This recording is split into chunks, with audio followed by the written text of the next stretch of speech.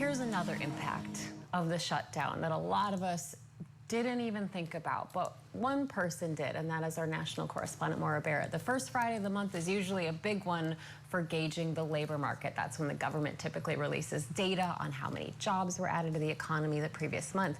It didn't happen today because of the government shutdown, and as I said, Scripps News business and technology correspondent Maura Barrett has been tracking this and warning about that this week. So, Maura, why does it matter that that data is delayed? Economists look forward to every month. This first Friday of the month, very exciting. They love to pour over that jobs data that keeps track of what employment looks like across the country. It's a key indicator for the state of the economy. But they said even for the non-economists, if you don't care about pouring through those numbers or looking at the broader economy, the numbers are important for the average American because it helps you understand how you should be thinking about your finances. For those who follow the economy closely, like Mark Hamrick, the first Friday of the month is typically spent looking over new jobs data. A typical jobs report Friday is often the most consequential day of the month for those of us monitoring the economy because the job market is so important. Because of a government shutdown, this Friday was different.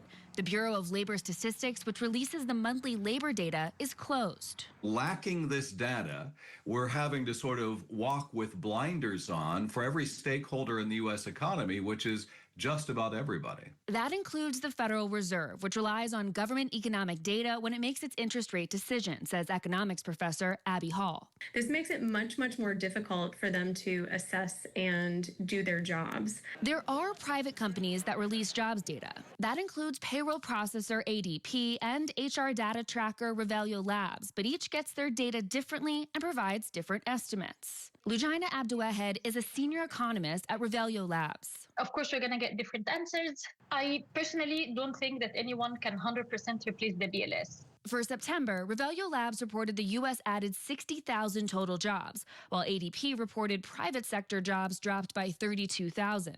The difference shows the need for more in-depth government data, says Hamrick. The data we get from the Labor Department on the job market is the gold standard. And so lacking that, we don't have an important piece of the puzzle trying to understand what is happening with the broader economy and the job market. And Maritza, it's not just the jobs data that could be impacted. If the shutdown does drag on, it could also delay monthly inflation data. And that's another key data point that the Fed looks at, which we know then can determine whether or not they're going to cut those interest rates we've been following. Okay, so Maura, if we look at our history books here and the last government shutdown almost 7 years ago, any sort of precedent for this kind of data being withheld?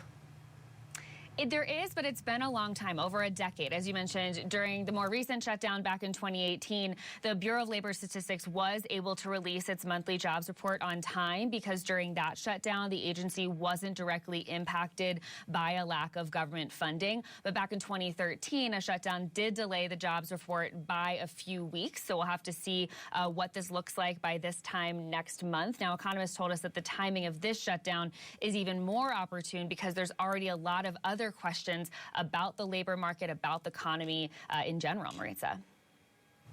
All right, Scripps News business and technology correspondent Maura Barrett. Thanks so much, Maura.